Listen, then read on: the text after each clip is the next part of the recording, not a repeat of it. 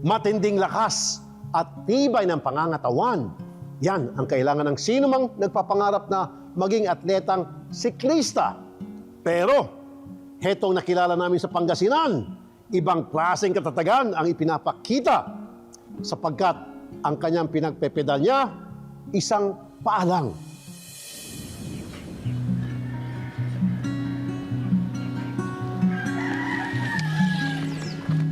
Chill ride lang naman sa una, pero biglang naging seryoso.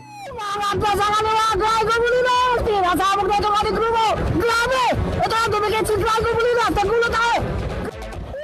At ngayon, 10 years nang kumakarera at humahakot ng parangal si Grigo Bulinas, ang loading siklista ng Pangasinan. So, sumasaludo tayo dito kay Drago. Interview. Ngunit hindi basta-basta ang kanyang pagbibisikleta sapagkat ginagawa niya ito gamit lamang ang isang paa. Dito sa bayan ng Santa Barbara, nagsimula ang kwento ni Grigo na kilala rin sa kanila sa palayaw na Fox. Panganay siya sa 8 magkakapatid, subalit si Grigo lamang ang may ganitong kondisyon. Actually, nalaman ko na lang po nung medyo may isip na po ako na ganito ako pinaglihi sa Alimango nung alam ko na yung sinabi nila. Wala po akong reaction kasi ganito talaga binigay ng Diyos kaya tinanggap ko na lang. Dalawa naman ang mga paa niya, pero ang isa higit na mas maliit. Sa kabila nito, lumaki si Grigo na mahal ng kanyang pamilya, lalo na ng kanyang nanay Virginia. Siya nga raw ang #1 cheerleader niya. Tanggap ko po yung pagka-atleta niya kasi yun ang goals niya at masaya siya. Yung family ko po sobrang supportive kasi lahat ng mga sports na gusto ko sinusuportahan po ako. Tapos yung mga kaibigan ko po, yun, palagi po nila sinasabi na, sige, mag-isayo ka lang, galingan mo. Para sa iyo lang din yan. Ngunit gaya ng iba pang mga batang may pambihirang kondisyon, si Grigo naranasan din niyang maging tampulan ng tukso. Sabi po ng mami na tuloy-tuloy lang, hayaan mo yung mga nagbubuli sa'yo kasi wala din silang karapatan na ganunin ka. Tapos ikaw, tao ka rin. Tapos kailangan mo talaga mag-aaral, makapagtapos ng pag-aaral para may pakita ka sa kanila. Mapalad pa rin siya na nagkaroon ng mga tunay na kaibigan. Ang hilig daw ng mga ito, pagbibisikleta sa kung saan saang lugar na gustong-gusto rin daw sanang magawa ni Grigo. Isa pong pangarap ko po yung mapuntahan ko po yung Baguio City po. Pero ang tanong, paano sa kanyang kondisyon? Sa sobrang inspired ni Grigo sa mga kaibigan, natutunan niyang bumalanse sa bisikleta gamit ang isa niyang paa.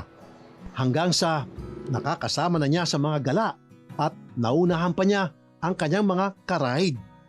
Ilan din kasi sa mga tropa niya kumakarera na raw talaga.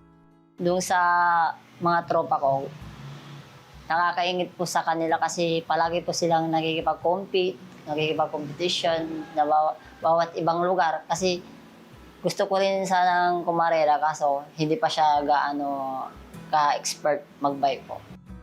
Nagbago ang lahat para kay Grigo na makilala niya si Jonas Sembrano, isang pulis na siklista. Normal ang pangangatawan ni Jonas, pero sobrang tiyaga nitong nagturo sa kanya, umulan man o umaraw. Sabi niya, kung gusto mo talaga lumakas, sabi niya, mag-ensayo ka, sabi niya. Tapos wag mo lang pansinin yung mga tao dyan na dinadown ka lang, sabi niya. Ang importante, focus ka lang sa ensayo mo para medyo lumakas ka, sabi niya. Tapos kung may pupuntahan ako, chat kita palagi, sabi niya. Sa kanilang barangay ang unang kompetisyon ni Grigo at dito nanalo siyang 8th place. Mula noon, sunod-sunod ang pagsali niya sa kompetisyon. Hanggang sa taong 2021, halos kasagsagan pa ng pandemya, na-discover at maisali siya sa Philippine team. Nung reaction po ng magulang ko is medyo hindi po sila makapaniwala kasi talagang isang paa nakakapag-bike po. Yun nga lang, hindi pa nga siya nag-iinit sa team. Kinailangan siyang maalis sa lineup noong 2022 Dahil pa rin kasi sa pandemic, hindi natuloy ang mga competition na dapat nasasalihan niya. Nung nalaman ko po na isa po ako na matatanggal dun sa lineup po namin is sobrang lungkot po. Parang nawalan po ako ng pag-asa na mag-ensayo. Kasi totally sana yung paglaro po namin is yung masaya po. Kaso yung natanggal po ako, medyo sobrang lungkot po. Sa kabila nito, nagpatuloy sa ensayo si Grigo. Tuloy din siya sa pagsali sa local competitions. At nitong Hunyo, nangyari ng muli ang pinakaasam-asam niya. Kinuha siyang muli sa Philippine team. Sobrang saya po. Ayun, pinag-aanda din po namin na makasungkit man ng kahit konting medal or anumang medal para applyan namin ulit po sa Japan po. Ngayong balik national team si Grigo, tuloy-tuloy na rin ang pagsabak niya sa susunod na karera.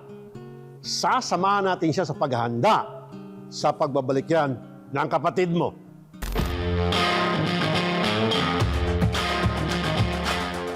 Matapos maantala ng sunod-sunod na sama ng panahon, tuloy-tuloy na rin ang pagbabalik bike race ng pambato nating para-athlete na si Grigo.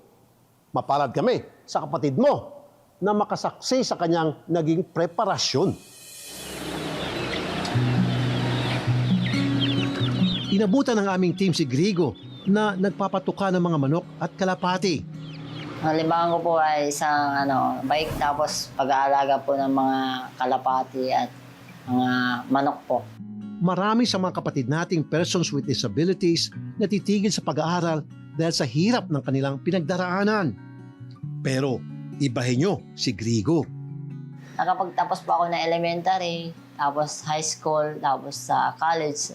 Ang kinuha ko pong course sa college is computer technician. Tapos ang kinuha ko naman sa TESDA is housekeeping po. Maya-maya pa, naggayak na si Grigo para makapagbisikleta. Itinabi niya muna ang kanyang saklay. Unang isinuot ang medyas. Sunod ang sapatos. Isa lang naman ang kailangan niya. Pagkatapos, ang cycling jersey. Saka isinuot ang helmet. Siyempre, safety first palagi. Ngayong kumpleto na ang kanyang get-up, kinuha niya muli ang kanyang saklay, saka inilakad palabas ang kanyang bike. Kailangan magdoble ingat dahil may hagdan pababa. Pero mukhang na-master na ito ni Grigo.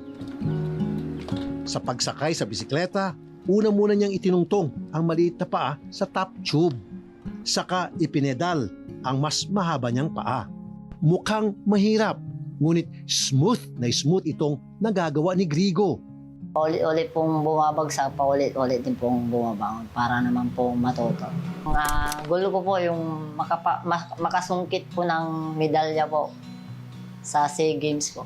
Yung paghahandaan ko po yung pag-iisayo, yung focus po sa mga laro na ganyan. Tapos gagawin ko po lahat ng aking makakaya. Ngayon na pinaghahanda na niyang muli ang sarili sa pagsali sa mga kompetisyon, mananatili raw na nakaagapay kay Grigo ang kanyang pamilya. Papasalamat po ako sa Panginoon kasi noong una hindi natuloy. Pero ito ngayong napili uli siya. Doon po ako na laging masaya. Kasi natuloy na yung pangarap niya. Hindi naman daw dapat alalahanin ni Grigo ang kanyang training. Mula training facilities hanggang sa gamit. May programa para rito ang Philippine Sports Commission, lalo na para sa mga para-athlete na tulad ni Grigo. May pondo rin daw para sa financial assistance habang sila'y napaparticipate sa mga kompetisyon, lalo pa kung ang atleta ay mananalo. Maliban doon, we also fund their participation in mga world competitions, no, or other competitions outside of already mentioned, no. So after participation, what happens, no? So they're back here. So if they win, meron tayong Republic Act 10699, no, which is basically the Incentives Act, yun, expanded Incentives Act. So if they win a medal, they get a corresponding incentive, no, and not only winning medals but also breaking personal records. No? So we have that Republic Act. As mentioned, we also have a portion given to them from the PSC, Philippine Sports Commission. So, tapos of course, nandun pa rin yung private sectors who also add, no, if ever they do achieve something or break a record. No? Bilang panimula, nagbigay na rin kami sa kapatid mo ng pantustos sa maintenance ng kanyang bisikleta, pati mga bitamina na pampalakas ng kanyang katawan. Thank you po, Sir Rafi Tol po sa panaabot niyo pong tulong sa amin. Maraming salamat po. Sana marami po kayong matulungan na gaya namin po. Si Grigo ay isa pa sa marami na nating mga patunay na madalas ang kapansanan ay may tuturing ding lakas. Lalo na kung sila ay may buong suporta at pagmamahal mula sa pamilya at sa lipunan. Masasabi ko lang sa mga kagaya ko na PWD, huwag po mawalan ng pag-asa at magdasal lang sa taas at laban lang po tayo. Kaya natin to. Kung sakaling may mga anak sila na gaya ni Pops, huwag silang mawalan ng pag-asa. Tuloy-tuloy lang ang ano nila para magaya niya si Pops na walang duda sa sarili nila.